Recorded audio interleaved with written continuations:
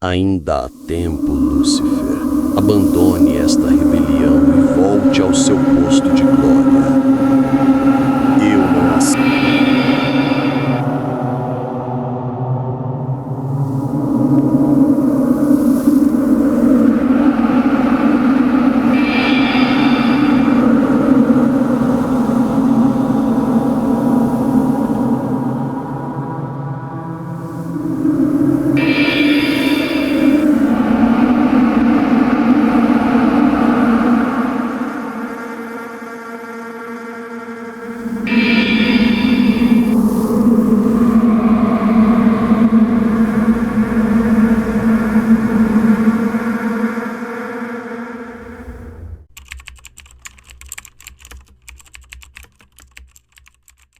Antes de se tornar o inimigo da humanidade, Lúcifer era o mais belo e glorioso dos anjos.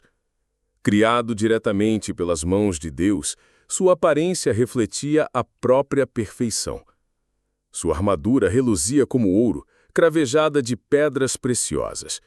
E suas asas irradiavam uma luz que parecia nascer do próprio trono celestial. Ele não era apenas mais um anjo. Era o querubim ungido, escolhido para guardar os mistérios mais profundos da presença de Deus. A Bíblia nos diz em Ezequiel 28 que ele era perfeito nos seus caminhos desde o dia em que foi criado. Lúcifer liderava o louvor no céu. Sua voz ecoava entre as hostes angelicais como um rio de luz, guiando milhões de anjos na adoração ao Criador. Quando caminhava pelas ruas de cristal do paraíso, era como se todo o céu se calasse para observá-lo. Um dia, em um momento de intimidade, Deus lhe falou: Lúcifer, te formei para refletir minha luz e guiar os anjos à minha presença. E tenho feito, Senhor, mas por que sinto que há mais em mim do que apenas servir? Porque te dei liberdade. E na liberdade existe o amor, mas também a escolha. A liberdade era o dom mais precioso e o mais perigoso.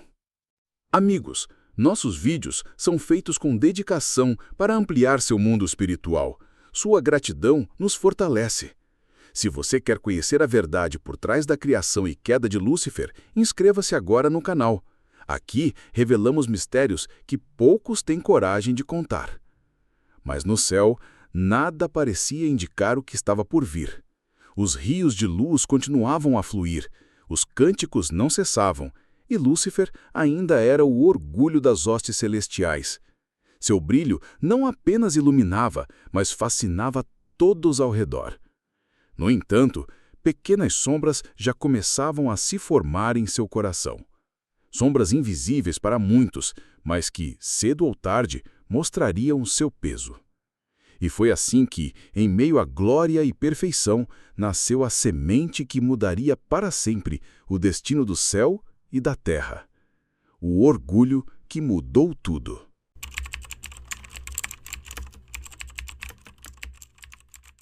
No coração do céu, tudo parecia perfeito. Lúcifer ainda liderava os cânticos, suas asas brilhavam como raios do sol, e seu lugar diante do trono era inquestionável. Mas, silenciosamente, algo começou a mudar. Ele passava mais tempo observando a própria beleza do que contemplando o Criador. As pedras preciosas em sua armadura refletiam não apenas a luz de Deus, mas também o seu próprio orgulho. Isaías 14 descreve seus pensamentos. Subirei ao céu, acima das estrelas de Deus, exaltarei o meu trono. Não foi de um dia para o outro, foi um sussurro, uma ideia, uma ambição que começou como centelha, mas logo se tornou chama. Em certo dia, no silêncio do paraíso, Miguel o encontrou distante do coro, olhando para o horizonte. Teus pensamentos estão longe do trono, irmão. O que te inquieta? Eu fui criado tão grandioso. Por que devo me curvar quando sinto que posso reinar? Miguel se calou. Ele conhecia o peso dessas palavras. E assim, Lúcifer começou a sussurrar a outros anjos, espalhando sua dúvida e seu desejo. Alguns o ouviam com temor, outros com fascínio. O céu, que antes era um só cântico, agora tinha notas dissonantes. O trono ainda brilhava, mas uma tempestade invisível se formava. O orgulho é como sombra. Cresce sem ser notado, até cobrir toda a luz. E no coração do mais belo dos anjos, essa sombra já se tornava noite. Lúcifer não queria apenas servir, ele queria o trono. E para isso, estava disposto a desafiar o próprio Criador. E então, o céu foi sacudido, o som da adoração deu lugar ao som das espadas, a grande guerra celestial estava para começar.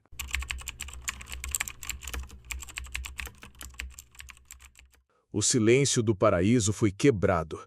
As vozes em louvor agora eram substituídas por passos apressados, armaduras sendo ajustadas e espadas sagradas sendo erguidas. No centro do trono, o brilho eterno de Deus permanecia inabalável. Mas ao redor, o céu se preparava para algo que nunca havia acontecido: uma guerra. Lúcifer não era mais apenas o portador da luz, ele agora era o líder de um exército rebelde. Anjos que escolheram seguir seu orgulho ao invés da obediência. Suas asas, antes brancas, agora ganhavam tons sombrios, como se a própria luz recusasse tocá-las.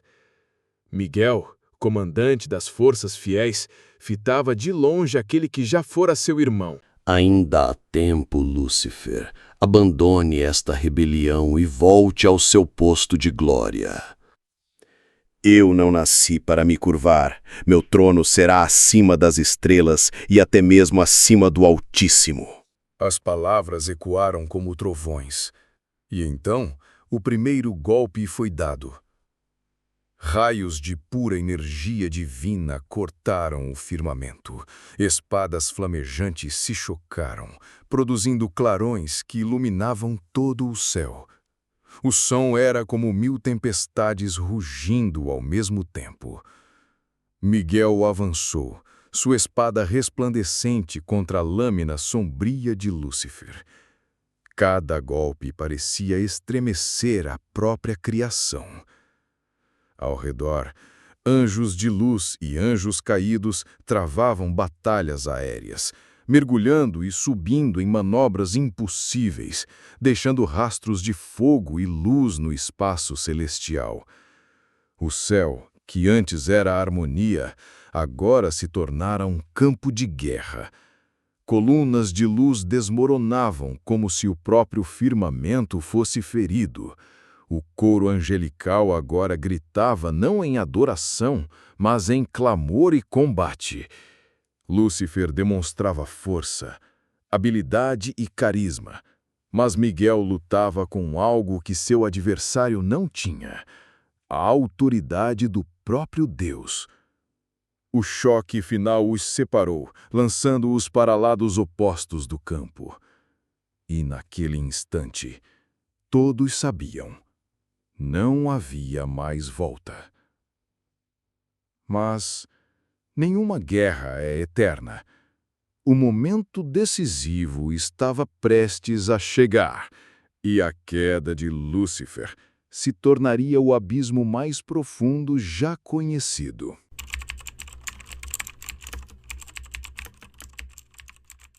O rugido da batalha chegava ao seu ápice. As hostes angelicais de luz avançavam com espadas flamejantes, enquanto as legiões sombrias de Lúcifer respondiam com lanças forjadas na escuridão. O firmamento tremia.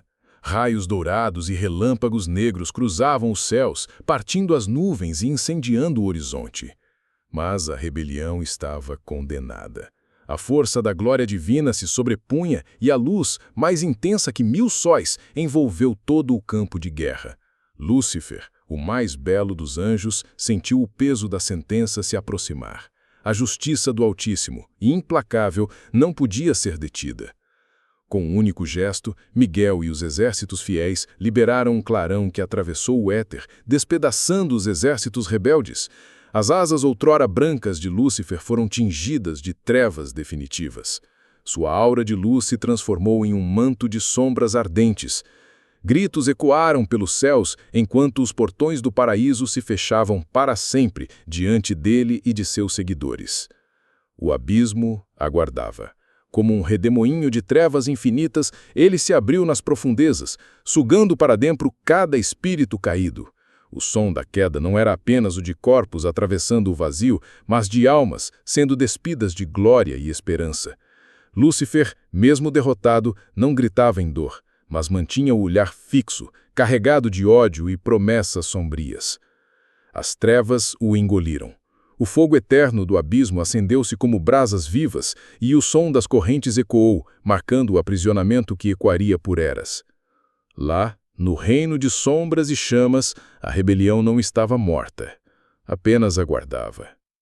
E enquanto o silêncio voltava aos céus, um presságio pairava no ar. O exílio de Lúcifer não era o fim, mas o início de um propósito muito maior, inscrito nos mistérios divinos. Um propósito que poucos ousariam compreender. Pois até nas trevas mais densas, a mão de Deus trabalha de forma oculta. E no próximo capítulo, o véu será levantado para revelar o propósito divino por trás de tudo.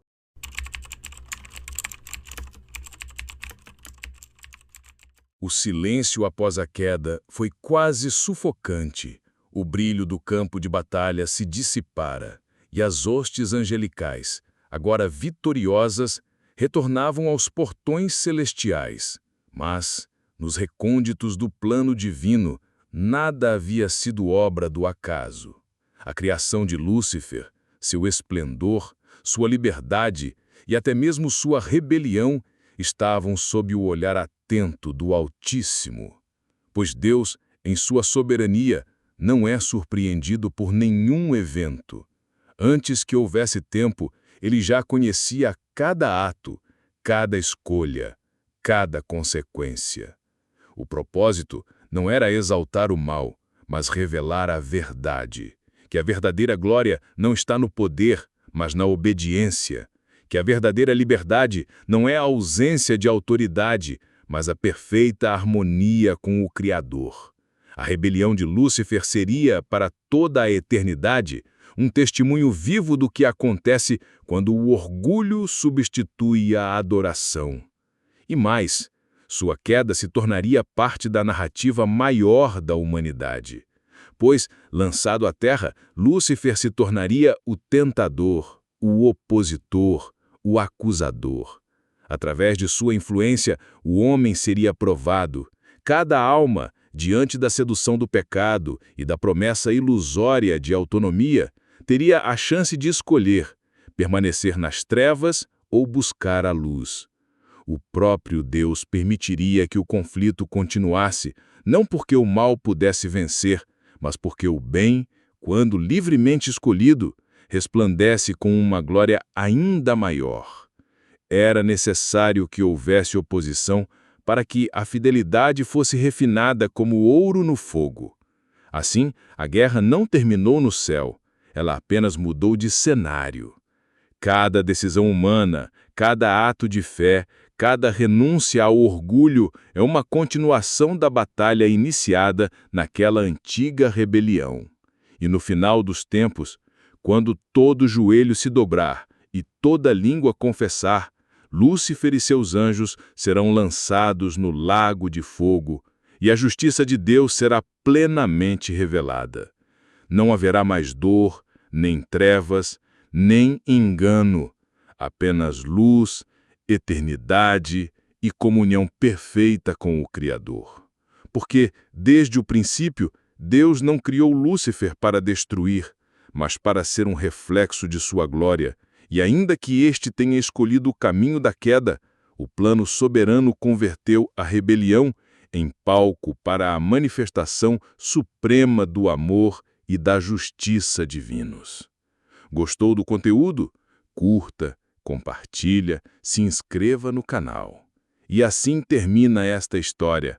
não como uma tragédia isolada, mas como parte de um plano eterno. Pois a criação de Lúcifer e sua queda revelam que tudo, absolutamente tudo, está nas mãos de Deus. E o final, já escrito nos céus, é de vitória para aqueles que permanecem firmes na luz.